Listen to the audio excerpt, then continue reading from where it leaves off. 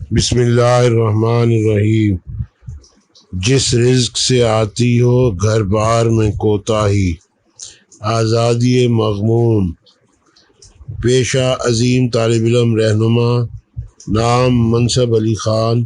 انہی کے خاندان والے انہیں مناسب کہہ کر لکھتے اور پکارتے تھے، بوقت ضرورت غیر مناسب بھی کہہ دیا کرتے تھے۔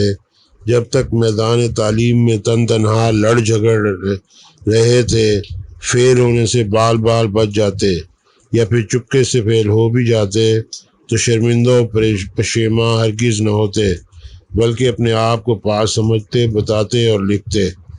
مناسب کے والد حضور، جو ادبیات خاص کے ایک انتہائی بااصول سوداگر تھے، فرزند محترم کی تعلیمی دلچسپیوں کو امتحانات سے پہلے ہی بھانپ چکے تھے کہ فرزند ارجمند تنہا FSC نہ کر پائیں گے۔ مناسب کے ہمراہ اپنی دولت سمیت میدان تعلیم میں بے خطر کود پڑے۔ امتحانات کا نتیجہ آ گیا، غم غلط ہو گئے، خدشات دور ہو گئے۔ اپنے سپوت کی اس گونجدار کامیابی پر والد گرامی نے اپنے جیسے معززین شہر کو ضیافت پر مدعو فرمایا۔ اعلیٰ فرسٹ ڈویژن حاصل کردہ، یعنی 50% حاصل کردہ جمع خرید کردہ نمبر کے ساتھ تمام سیرے بیٹے کے سر باندھنے لگے۔ مضمون حیاتیات تھا۔ بیولوجی یوں علم نجوم کا سہارا بھی لیتے ہوئے مناسب کو اپنے خاندانی تاریخ کا پہلا مگر آخری ڈاکٹر انسانیت قرار دینے لگے۔ تحسین و آفرین کی بوندیں ٹپک پڑیں، گھر پر مبارکوں کی گھٹا کے چھا گئی۔ فرزند ارجمند کے نمبر ہیں دل پسند، والد کی دوڑ دھوپ بڑے کام آ گئی۔ مناسب نے جب ضیافت کی وسعت ملاحظہ فرمائی تو ان کے دل میں غلط فہمیاں جنم لینے لگیں کہ شاید والد حضور انہیں امریکہ کے کسی میڈیکل کالج میں داخلہ دلوائیں گے، کیونکہ والد حضور کا کاروبار تجارت امریکیوں کی نس نس تک پھیل چکا تھا۔ مناسب کا ارادہ تو یہی تھا کہ کسی امریکی میڈیکل کالج میں داخلہ لیا جائے۔ وہ امریکی طالب علم بننے کے لیے طوفان طرازیاں کرنے لگے۔ یہ عمل ان کے طبع نازک پہ گراں گزرتا تھا کہ دیسی میڈیکل کالجوں میں ایک تو صفائی نہیں ہوتی، دوسرا جن مینڈکوں اور چپکلیوں کو مشق ستم بنایا جاتا ہے وہ کوئی اعلیٰ نسل سے تعلق نہیں رکھتے۔ والد محترم کے اپنے مقاصد تجارت تھے۔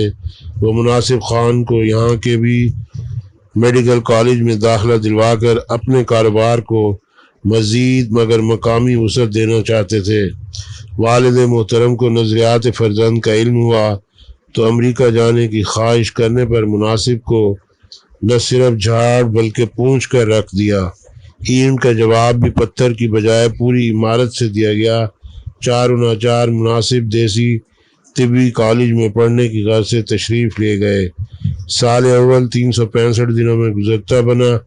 اس دوران مناسب مکمل تو نہیں مگر کوئی آدھے سے زیادہ طالب علم رہنما بن گئے تھے۔ انہیں کے حواریوں نے سمجھا بجھا دیا کہ تم ایک ڈھیٹ اور ضدی قسم کے طالب علم رہنما بن جاؤ۔ کالج انتظامیہ ایک نہ ایک روز لیڈر نامی آفتوں سے جان چھڑوانے کے لیے ڈگری قبول کرنے کی خود بخود منت سماجت کرنے لگتی ہے۔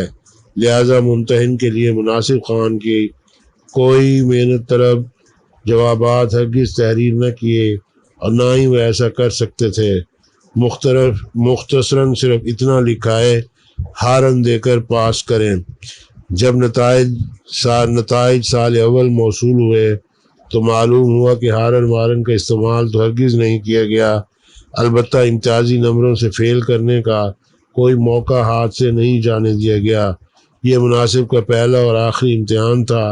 انہوں نے پھر امتحانات کو ہرگز لفٹ نہیں کرائی، کیونکہ ان میں رفتہ رفتہ عظیم رہنماؤں والی عادات و اطوار سرایت کرتی جا رہی تھیں۔ وہ ان ہم جماعت دوستوں کو غدار، گناہگار کہہ کر پکارتے تھے جو سال دوم کے طالب علم جا بنے تھے۔ ہاں تو میں کہہ رہا تھا، طبی امتحانات میں بار بار فیل ہونے کی بجائے مناسب نے بڑا صحیح فیصلہ کیا اور یوں طالب علم رہنما والی ورکشاپ کو جانے والی راہ پر چل نکلے۔ وقت جو بڑھتا گیا، مرض مزید بڑھتا گیا۔ دوسرے ہی سال مناسب کا شمار اب بہترین ماہرین جہالت و نقص امن میں ہونے لگا۔ وہ اب حقیقی رہنمائے طالب علم کا روپ دھار چکے تھے۔ والد حضور بھی اب مخاطب ہونے سے پہلے وقت لے لیا کرتے تھے۔ ان کی خواہش تھی کہ فرزند دل پسند سیاست اور تجارت کے ساتھ ساتھ امتحانات میں بھی شمولیت اختیار کریں، مگر مناسب کو یہ خدشہ لاحق تھا کہ خدا نخواستہ کوئی حاسد و بدطینت استاد غیر محترم دیدہ و دانستہ مناسب کو پاس ہی نہ کر ڈالے اور جو انہیں لیڈری سے ہاتھ ہی نہ دھونے پڑ جائیں۔ ہر بار ممتحن حضرات مناسب کے ایوان رہبر میں امتحانات میں شرکت کی غرض سے اپنے ایلچی بھیجتے رہے، مگر ان گستاخیوں کا نتیجہ یہی نکلا کہ اس غریب ایلچی 8ویں گریڈ کا کلرک کو ہاسٹل میں موجود بیت الخلاء میں قید کر دیا گیا۔ 2-4 یوم کے بعد بازیابی عمل میں آئی اور پھر کوئی عافیت اندیش ایلچی دربار مناسب میں ممتحن حضرات کی طرف سے تہنیتی پیغام لے کر جانے کی جرأت نہ کر سکا۔ والدین بھی پہل تو فاضل فرزند کی خدمت میں عزیز و اقارب پر مشتمل کمیٹیاں مذاکراتی ٹیموں کی شکل میں بھیجتے رہے، لیکن ناکامی ہر بار ان کے منہ پر اپنی کالک ملتی رہی۔ مناسب نے اب والد حضور کے حساب کتاب سے بھی بڑے بے باکانہ طریقے سے کنارہ کشی اختیار کر لی تھی۔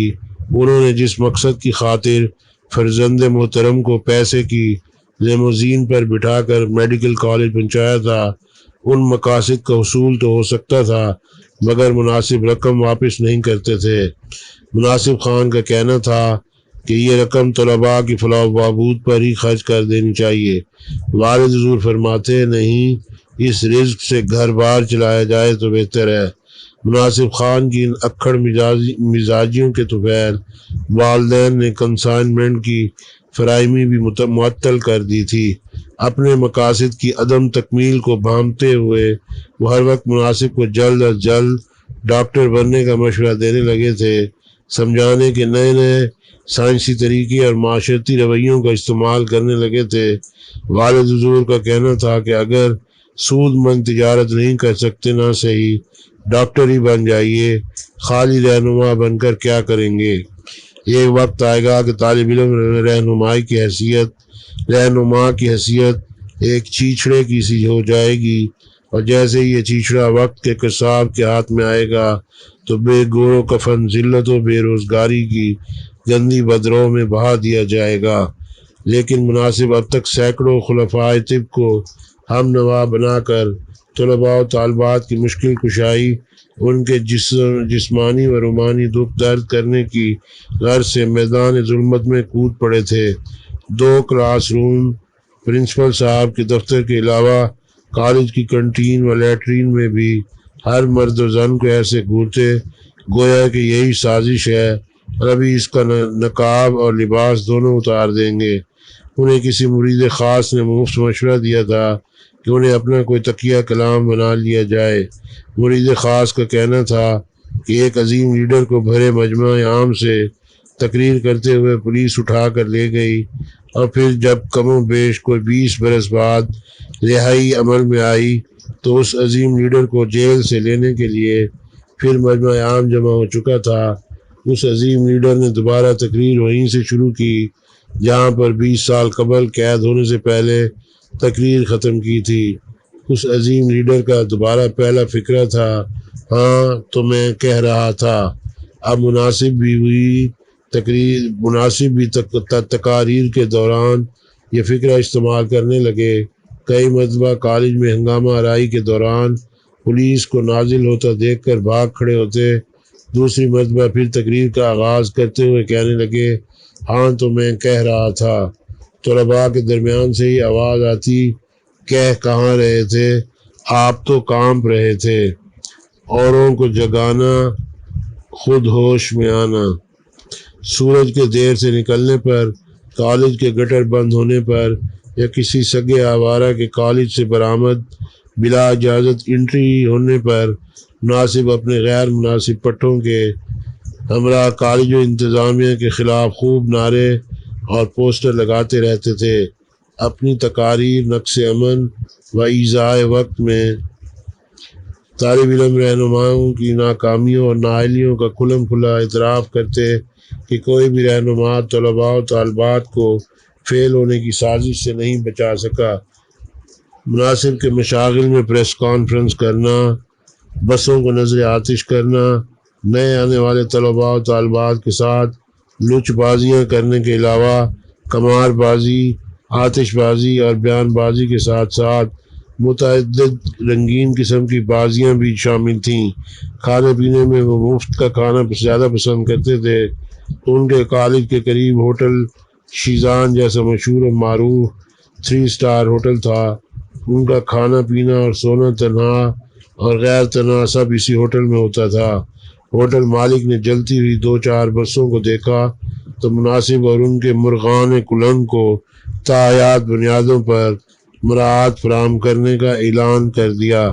مناسب کا بھی کہنا یہی تھا کہ بعد از وفات وہ اس کالج میں دفن ہونا پسند کریں گے اور جنت کی بجائے شیزان میں رہنا پسند کریں گے۔ دنیا میں بھی شیزان، قیامت میں بھی شیزان۔ پریس کانفرنسوں میں جنگی اصطلاحات اور پھر دھواں دار تقاریر میں دھماکہ خیز دھمکیاں اور لچھے دار خوشخبریوں کا استعمال کیا جاتا تھا۔ ان دنوں کھانا کھانے کی بجائے گلشن کے تحفظ کی قسمیں کھاتے رہتے۔ ہر چلتی راہ کے ماتھے پر یہ کالک بھرتے پھرتے ہیں۔ جو پرنسپل صاحب مناسب جمع خان جمع مرغان کا بوریا بستر گول کرنے کا نوٹس جاری فرماتے، ان کی چھوٹے پیمانے پر او بھگت کر دی جاتی۔ منہ کا بلکہ جسم و جاں کا ذائقہ بدلتے ہی جو پرنسپل صاحب بھی آئے، نظر چرا کے چلے، جسم و جاں بچا کے چلے۔ پرنسپل صاحب کی رسم تاج پوشی پر معروف طالب علم رہنما خود تو مفرور ہو جاتے، بقیہ لکے لکندرے ہاسٹل میں پڑے ڈرموں میں ڈرم نشین ہو جاتے۔ باقی جو 2-4 گرفتار کروا دیے جاتے، مناسب خان ان کی رہائی کے لیے اپنی لیڈری چمکاتے پھرتے۔ ایام رہنمائی میں مناسب غم عشق سے بھی 2-4 ہوئے۔ نوشی نامی طالبہ سندھی کے سفر میں ان کی رہبر آن بنی تھی، مگر جلد ہی سگریٹ نوشی کے تنازع پر وہ مناسب سے آزردہ خاطر ہو گئی۔ مناسب کو غم نوشی میں بھی دیگر بہت سی مہلک نوشیوں کی علت ڈال گیا۔ اعزازات کی تقاریب تقسیمات ہوتی رہتی کہ جناب آج مناسب کے اعزاز میں تمغہ خدمت پیش کیا جائے گا، کہ جناب آج قائد آزادی کا دیوار پھلانگنے اور ڈرم نشین ہونے پر تکنیک خطاب ہوگا، کہ جناب بھوک ہڑتال کے بعد قائد کی تقریب قبض کشائی ہوگی۔ پھر ان تقاریب میں لعنت ملامت بھرا خطاب کچھ اس طرح سے ہوتا کہ ڈاکٹر بننے سے بہتر ہے کہ ڈاکو بنا جائے۔ ڈاکو صرف لوٹتے ہیں، ڈاکٹر لوٹ اور مار دونوں کرتے ہیں۔ ہم لیڈر بھی ہیں جو کلاش اور مفلس طلباء و طالبات کی مدد کرتے ہیں۔ جب بھی زوال رہنمائی کا خدشہ لاحق ہوتا تو پرنسپل صاحب کے خلاف ایک آدھ مظاہرہ داغ دیا جاتا کہ تم جیسے کئی بدسگال ہم جیسے مستقل مزاج رہنماؤں کو نکالنے کی حسرت میں لیے اس دنیا سے نکل گئے، اور اگر ان تقاریب پر منگوائے گئے شامیانے والے بھی اپنی رقم کا بھول کر مطالبہ کر بھی دیتے تو ان کی درگت بنانے میں ہمدردان مفلس و کلاش پیش ہوتے۔ غرض یہ کہ لقمہ خاک ہوئے زہر اگلنے والے یہ یاد رہے کہ دوران تقریر مناسب کی منہ سے جھاگ کے ساتھ ساتھ چھپر جیسی آواز موصول ہوتی رہتی تھی۔ مناسب اپنے یاران رازدان کی نجی محفل میں اکثر و بیشتر یہ بات ضرور کرتے کہ کب تلک وہ یوں میڈیکل کالج میں لیڈری چمکاتے رہیں گے۔ انہیں جس دن اس ادارے سے آزادی ملے گی وہ انتہائی برا اور غمزدہ دن ہوگا۔ وہ اکثر اس آزادی کو آزادی مغموم قرار دیتے تھے۔ اب پھر ایک نئے پرنسپل صاحب تشریف لے آئے ہیں، موصوف ریٹائرڈ جنرل ہیں۔ ان کا ارادہ ہے کہ نئی نسل کو وحشت اثر اور ناگہانی لیڈران شعبہ تعلیم سے ہر قیمت پر نجات دلائی جائے۔ وہ اپنے مصمم ارادے اپنے ابتدائی تعارفی خطاب میں ظاہر فرما چکے ہیں۔ پرنسپل صاحب کے فرمان کے مطابق نسل نو کے تحفظ کے لیے ایک آدھ ڈگری کا ضیاع کیا جا سکتا ہے۔ اس کا پہلا خطاب یہی تھا کہ نکمے اور نکھٹو لیڈر جامعہ روز روز پیدا نہیں ہوتے۔ جنرل صاحب نے پہلے ہی روز ایک ایسا کمیشن ترتیب دے دیا ہے کہ جس کمیشن کے فرائض منصبی میں ایسے لیڈران جامعہ کے حضور درخواست برائے وصولی ڈگری پیش کرنے کا اعزاز حاصل کرنا ہے، مگر طالب علم مناسب خان اپنے یاران جامعہ کے ہمراہ مفرور ہیں۔ وہ ڈگری ہرگز وصول نہیں کرنا چاہتے۔ ڈگری وصول پاتے ہی ان کا جامعہ سے رشتہ فولاد کسی حد تک ختم ہو سکتا ہے۔ آج بھی انتظامیہ اس ہٹیلے اور ضدی لیڈر کو ڈگری کے لیے قائل نہ کرنے پر شرمندہ ہے۔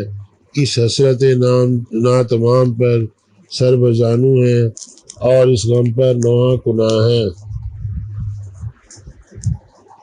اب درخواست ہے کہ چینل کو سبسکرائب کریں اور آئیکن کا بٹن پریس فرمائیں۔ بصورت دیگر ہم آپ سے ہرگز خفا نہیں ہوں گے۔ اس سے پہلے بھی ہزاروں لاکھوں چینل سبسکرائب کرنے سے ہمارے معاشرے میں کون سا سدھار پیدا ہو گیا یا کون سا بیمار شفا یاب ہو گیا ہے۔ آپ یہ کہہ سکتے ہیں میری انگلی میری مرضی۔